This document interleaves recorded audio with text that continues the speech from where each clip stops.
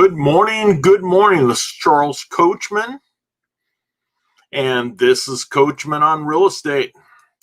I just wanted to give a couple shout outs. First of all, I want to let people know the systems that we're using and how we've come to get on going live stream.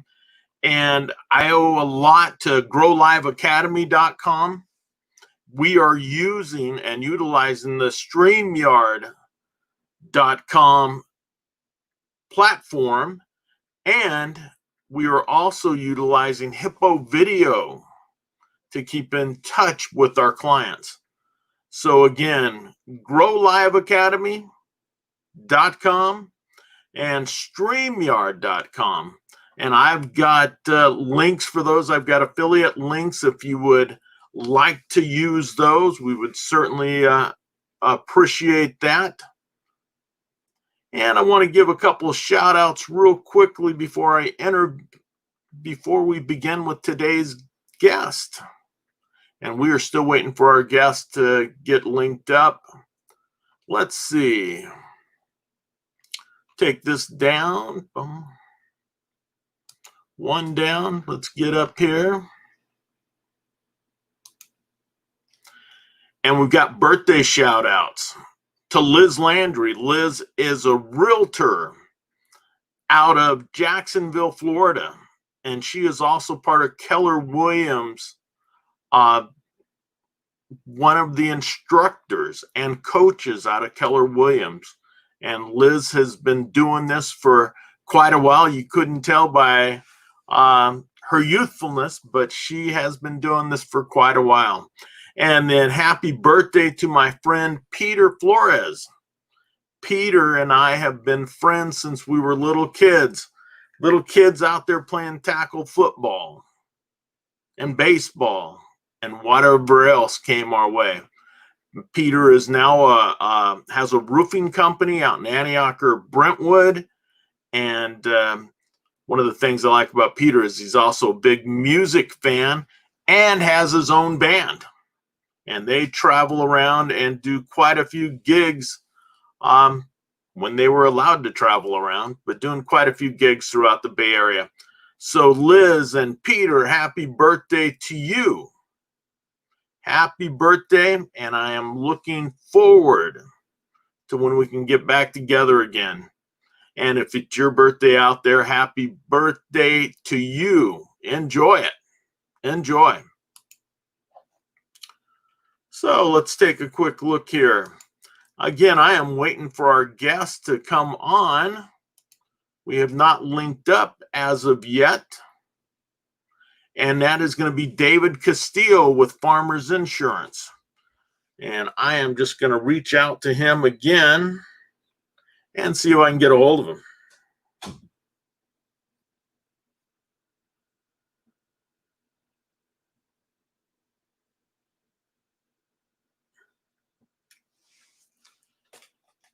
Waiting for him to pop up that link. Hey, I hope everyone's having a good day and looking forward to a couple days from now where it becomes Christmas. You know, there's a lot of things we wanted to talk with David about, and I believe we are going to have him on in just a moment. Not yet. But there's a lot of questions that we had for David. He has David Castillo Insurance Company, and he utilizes farmers.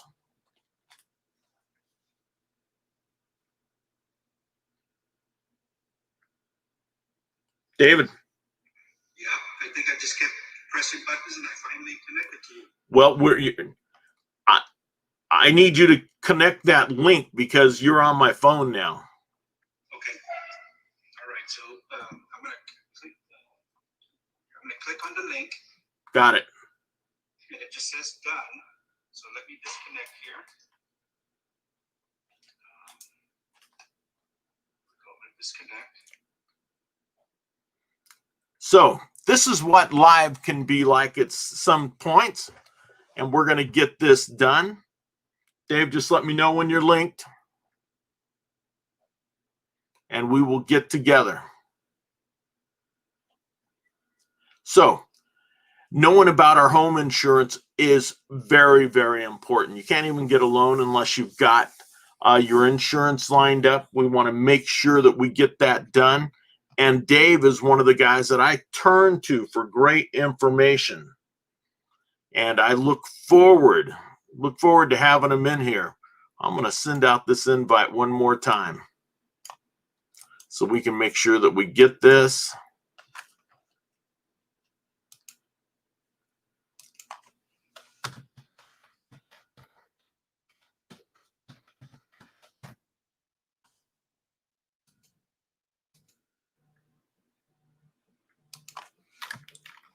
So insurance is vitally important to everything that we do in real estate.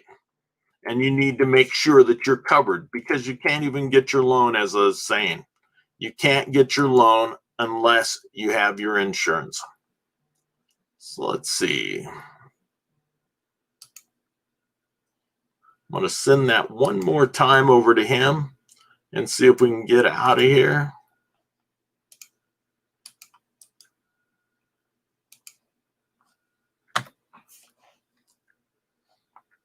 And then I'm going to sign out of that.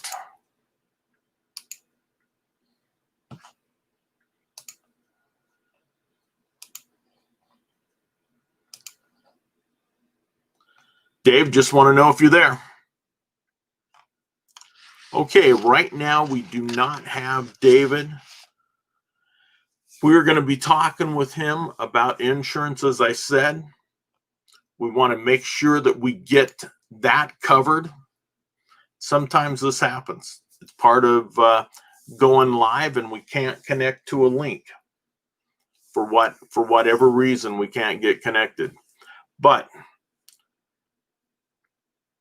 if you've got any questions on insurance, if you've got anything that you would like to know about insurance, get those questions lined up as we get our technical difficulties straightened out here.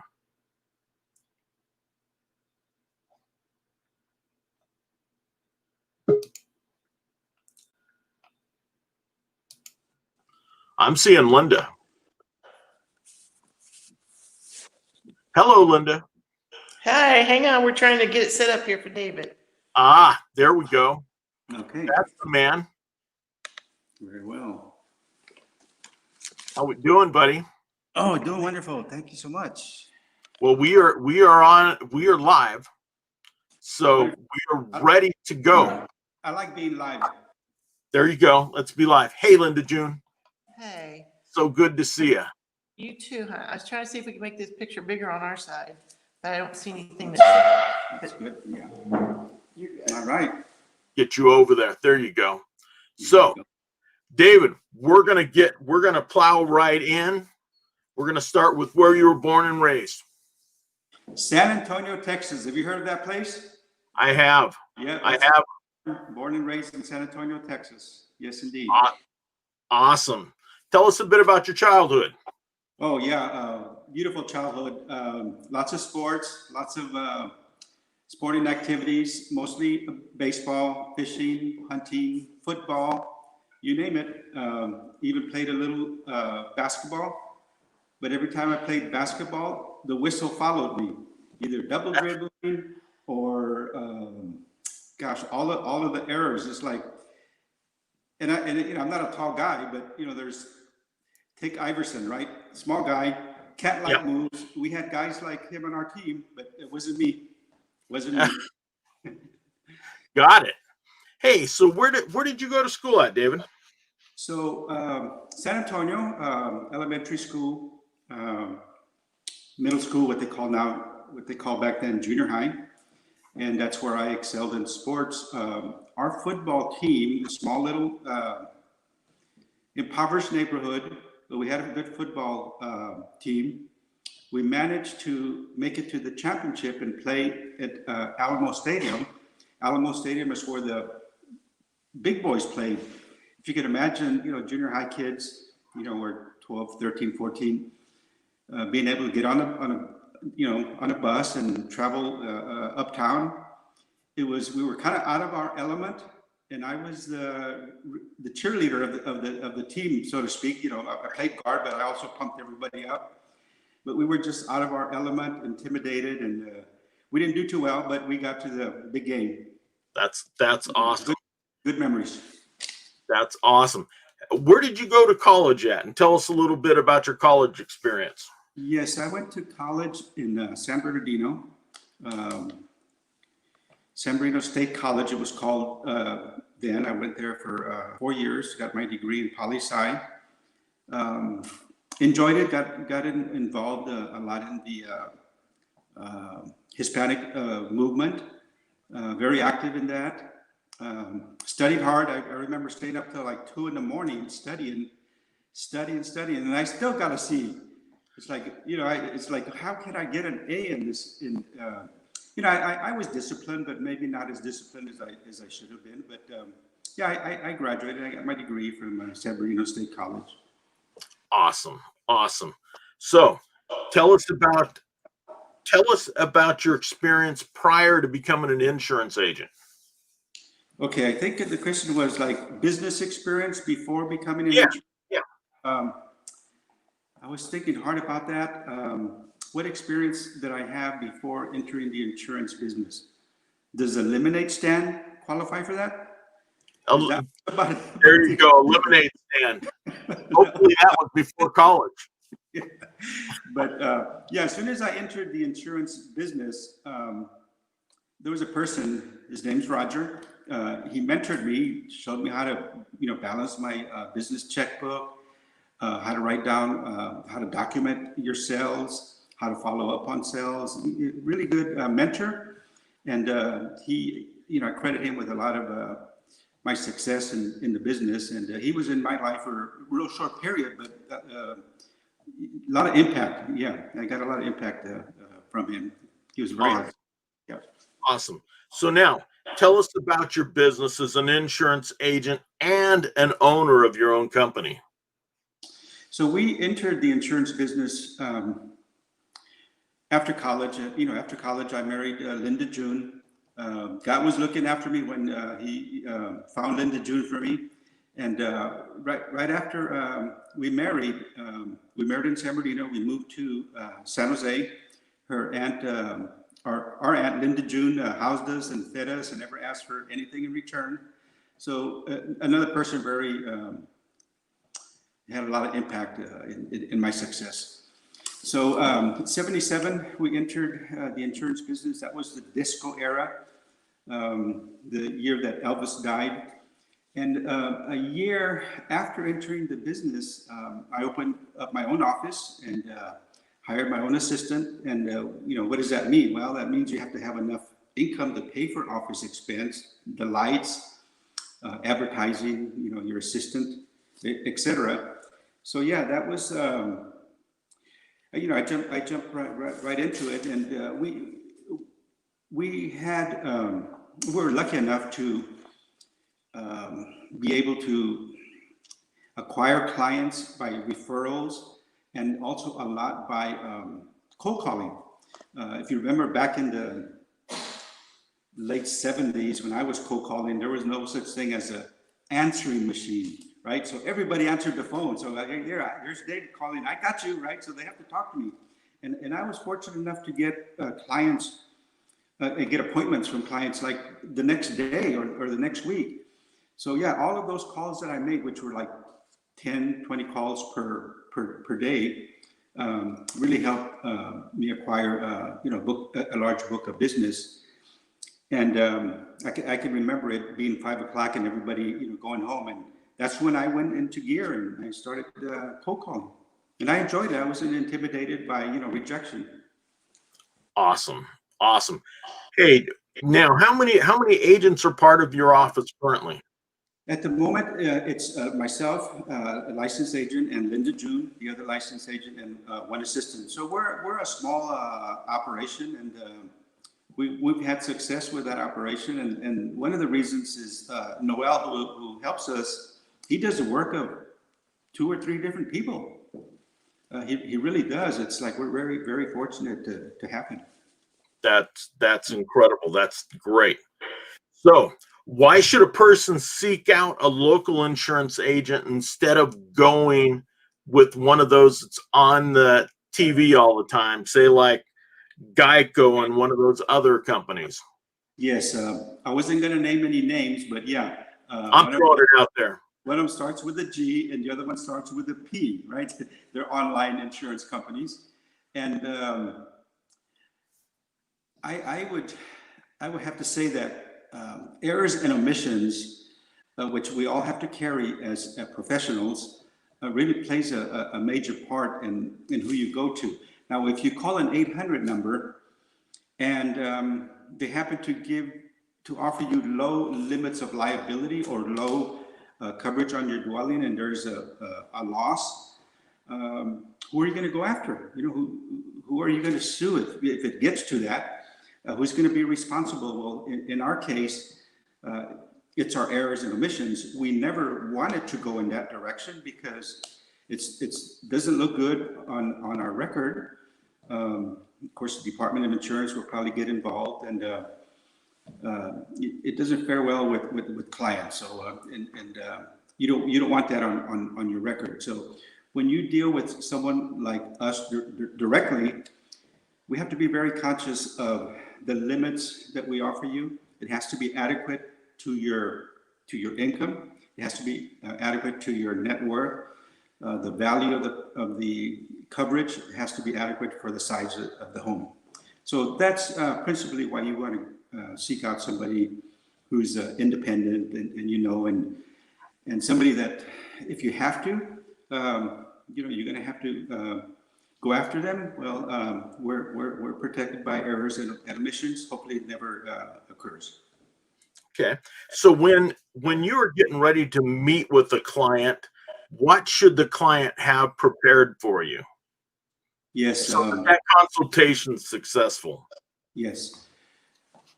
I suggest that the clients write your questions down. Always write everything down so that you remember what you had in your mind, yesterday or 2 days ago. Write everything down. That way we can address your concerns, and also bring all your insurance policies with you, so you can get, for if nothing else, a second opinion. Okay, so you led right into this. What questions should a client ask? Prospective client. Yes. If somebody asks me, well, who do you insure yourself with? Well, I'm my best client. Farmers insures, my homes, my autos, my rentals. So I'm sticking with them. They may not be the least expensive, but they have reserves to pay my claim. And they've never failed any of my clients in minor losses, in catastrophes. They've never let anybody down. I can honestly say that. At least not the ones that I'm privy to. Okay. And that, you can't ask for anything better than that. You want your insurance company to pay when you're insured. You want to make sure that that's done. Yes. So, what are the various types of insurance that a homeowner should be aware of? Yes. Let's say somebody comes in to insure their property. As we call it in the industry, hazard insurance. You have to have good limits of dwelling coverage, good liability limits. 100,000, 300,000 doesn't cut it anymore. You need to have a minimum of 500,000 or 1 million on your homeowner policy. And that is against any claims that might occur at your property or that might follow you anywhere in the world. You're covered for liability anywhere you travel in the world. So keep that in mind. That and warranty. Okay, so oftentimes we get calls from clients that their washer gave out. Number one thing is the water heater, because they don't last forever.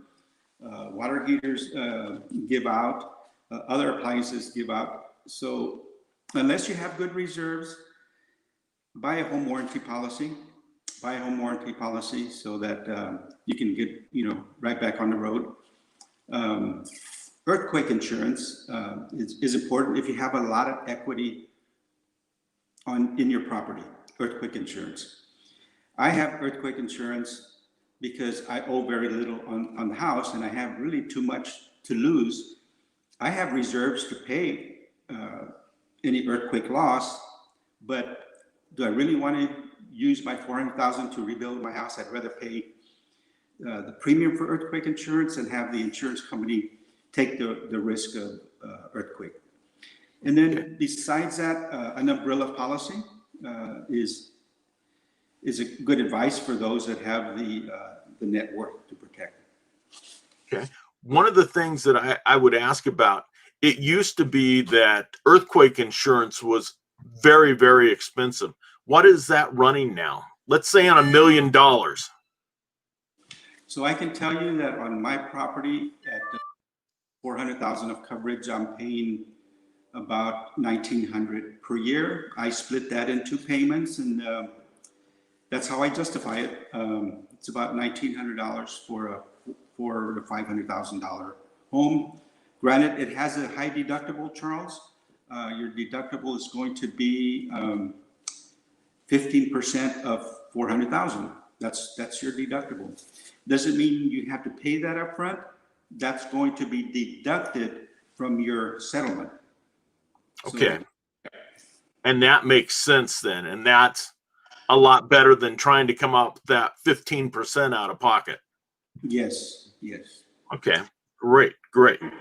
So how often do you follow up with the client? And do you have an annual conversation to make sure that you're aware of any changes that they've made? Maybe they need additional insurance this year going into 2021. Yes. The way to answer that, Charles, is in the insurance business, we operate under the law of large numbers, meaning to say that we have to write a lot of policies to be profitable, to be able to pay, our expenses. Unlike, your business, you could probably do very well by having, 1 transaction a month, or 1 transaction every 2 months, or 2 transactions a month. In insurance, you have to write 1 or 2 policies a day to make a living. Honestly, you do, and the more the better. So because we're having to work with large numbers, it's difficult to go back after a year and try to reach out to everyone. It's just impossible. I've tried it. It's hard to do. You'd have to have extra manpower to do that. One way to take good care of your clients is every time they call, open up their screen and look at their coverages. See if they have enough liability. Make sure they have enough coverage on their home. Make sure their deductible is not too low. Offer earthquake coverage. I found many deficiencies by doing just that. I've noticed people who had 15, 30, 10 limits on their auto insurance. Those are limits for somebody living in a dorm and has no assets whatsoever. It's not going to work for you or I. It's just not going to work. So we find out a lot by just opening their screen every time we communicate with clients. Also, I found out that a lot of times clients, when you try to reach out to them, they know that you're a salesperson, right? So they think, well, he's going to try to upsell me something, so I'll just not call him back, or I'll ignore the call. And that's fine. What we do is we put any advice that we have by email and document. We need to document every single thing, and that probably takes up more of our time than anything else. And that's just for our own errors and omissions, liability risk. We have to document.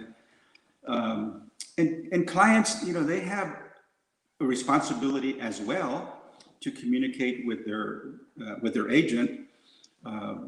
For example, if you remodel your home, or if you add to your home, if your income has increased, your net worth has increased, you've married or divorced, yes, contact your agent and let him know so that he can update your insurance policy. Okay. All right. So locally here, what differentiates you from your competition? Yes, I would say, Charles, that the most important thing is we're accessible. We always return phone calls. Very, very accessible. Very important to return phone calls. Oftentimes, businesses handle the problem clients this way. They'll assign it to an assistant because they know the client is, a hothead or angry or disturbed about, price or claims. Not me. Those are the first ones that I take care of. And sometimes I have to be stern with clients. I have to tell them, hey, look, this is the way it is. We're trying to run a business here. We can't give away the store. Costs continue to go up. The cost of goods and services continues to go up due to inflation, and that's something that's out of our control. So yeah, I'm not hiding from anybody. So yeah, that I think that, most important, we're accessible, Charles. So when somebody calls in, they're going to be able to talk to you. Yes. Yes. Okay. David, as we get ready to end the half hour here, are there any questions that I should have asked you that I haven't? Yes, Charles. We offer and write a lot of flood insurance because that's our specialty. I don't know if you've ever had any transactions where flood insurance was required. Going back, Yep. you had any? Yep. The prices can be very extreme if the agent is not prepared or knowledgeable in the subject of flood insurance. I am able to do an elevation certificate, which cuts the cost from upwards of $2,000 to $3,000 to like under $600, simply by using the elevation certificate and knowing the subject of flood insurance. A lot of experience. We issue a lot of policies. We get a lot of calls, and I market it a lot. I don't get a lot of replies from marketing. I mostly get flood insurance from people in your industry. Okay. Tell me a little bit about the elevation certificate. So the elevation certificate will confirm that the property is above the base flood elevation. So the base flood elevation is what FEMA has determined is the level that a flood could occur in 1 year. So in most cases, when cities allow builders to build, they will check the elevation and verify that the property is above the base flood elevation, but there may not be an elevation certificate on file. So I use an engineer in flood zones AE and AH, and then I can do elevation certificates myself in zones A and AO. Okay. All right. Awesome. David, how can people find you on the internet, or what's the easiest way to get in touch with you? I say the best way is our cell number, 408-499-0327, or the office number at 408-238-2000.